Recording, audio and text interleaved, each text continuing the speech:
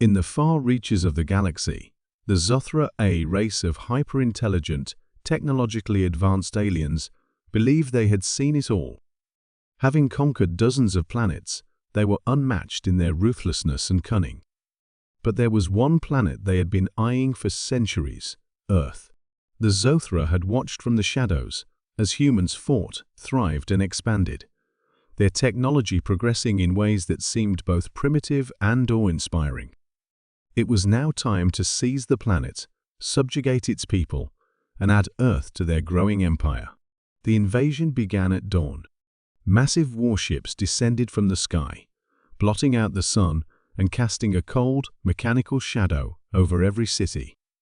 A deadly silence followed their arrival, broken only by the hum of alien engines and the soft murmur of terrified crowds below. The Zothra leaders, confident in their victory, initiated the planetary takeover.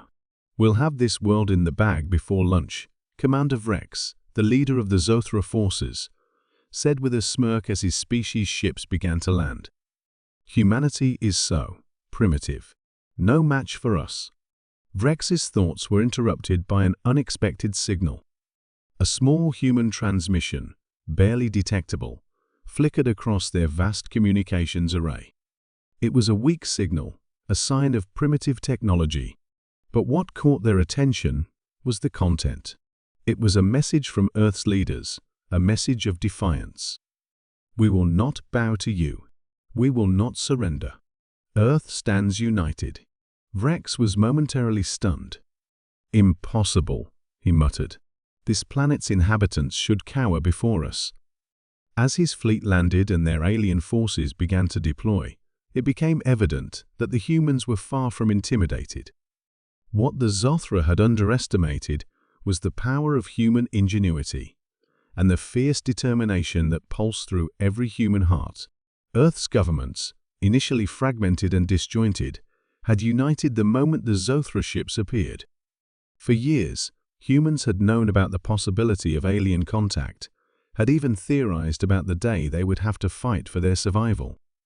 But no one, not even the most optimistic of human leaders, had prepared for what was about to unfold. As the Zothra forces moved into major cities, expecting to face resistance from local militias or sporadic pockets of fighters, they were met with something they hadn't anticipated: organized, coordinated warfare.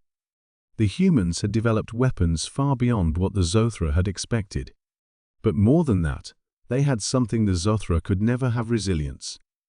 In a mountainous region of North America, a human squad of engineers and soldiers prepared a surprise for the invaders. Armed with experimental electromagnetic pulse devices and retrofitted alien technology they had salvaged from previous encounters, the team launched a coordinated strike against the alien command ship in orbit. The attack was swift, using human-made drones and stealth technology to pierce the alien defense systems. The electromagnetic pulse, unleashed by the devices, disabled the Zothra's communications, rendering their fleet blind and deaf. The shockwave reverberated through the alien fleet as ships lost their propulsion and began to drift in the atmosphere. Commander Vrex stared at the chaos unfolding on his tactical screen. "What in the name of the cosmos is happening?" he yelled, unable to comprehend how his mighty fleet was being dismantled by a species he considered inferior. Down on Earth, humans celebrated their small victory. It was only a skirmish, but it sent a message. The Zothra were not invincible, and the humans, well, they were not going to be conquered so easily. Days passed, and the Zothra began to realize that their campaign was failing. Each battle they fought, they lost. The humans seemed to be everywhere at once, employing tactics they couldn't predict and using weapons that had been far beyond the scope of human capabilities. But what truly frightened the Zothra wasn't just the advanced technology or the coordinated resistance, it was the sheer will of humanity. Earth's people fought not just for survival, but for their freedom, their way of life. On a cold, rainy night, the Zothra decided to make one last push. Their remaining fleet gathered in Earth's orbit, and Vrex himself led the charge. He knew this would be their final attempt to break the human resistance. If they couldn't win here, they would retreat permanently.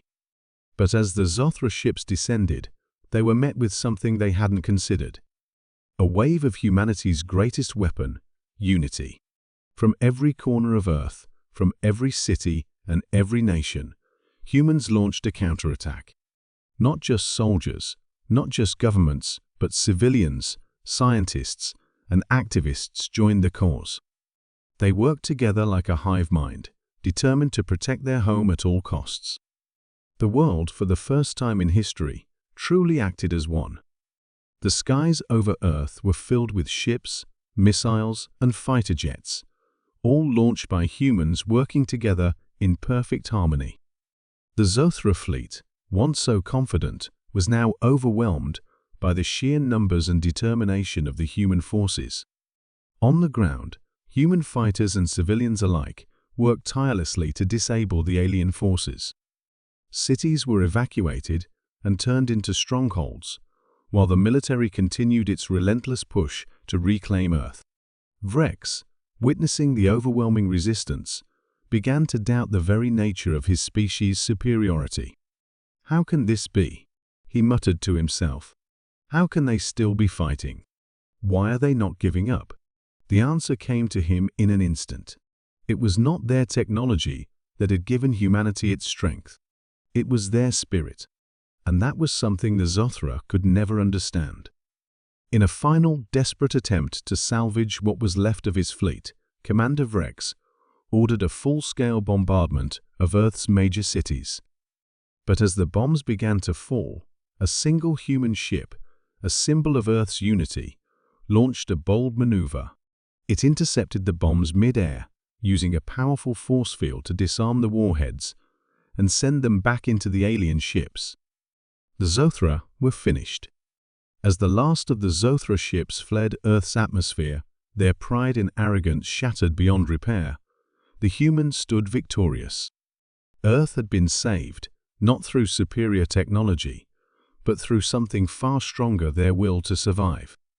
Humanity's message was loud and clear. Conquer Earth? Yeah, not so fast, buddy.